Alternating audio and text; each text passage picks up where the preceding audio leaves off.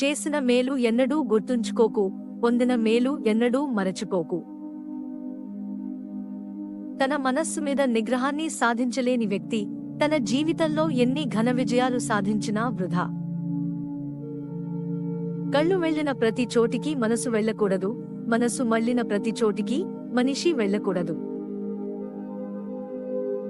గెలవాలనే తపన అందరికీ ఉంటుంది, కానీ గెలుపు కోసం ఎవరైతే శ్రమిస్తారో వారే విజేతలుగా నిలుస్తారు. అమృతం దొరకలేదని విషం తాగుతామా? మీ కోరిక తీరే వరకు శ్రమించండి. ప్రతి మనిషి బ్రతకడానికి నీరు, కూడు, గూడు, గుడ్డ, డబ్బు ఎంత ముఖ్యమో వ్యక్తిత్వం అంతకన్నా ముఖ్యం.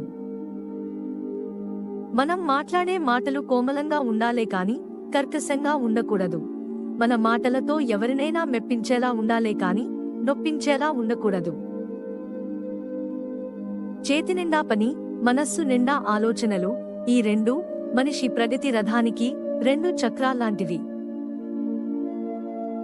మన పెదాలపై చిరునవ్వు ఎదుటివారి అలసటను క్షణకాలం దూరం చేసినా మనం ధన్యులమే. కాళ్ళు తడవకుండా సముద్రాన్ని దాటిన మేధావి కూడా కళ్ళు తడవకుండా జీవితాన్ని దాటలేడు.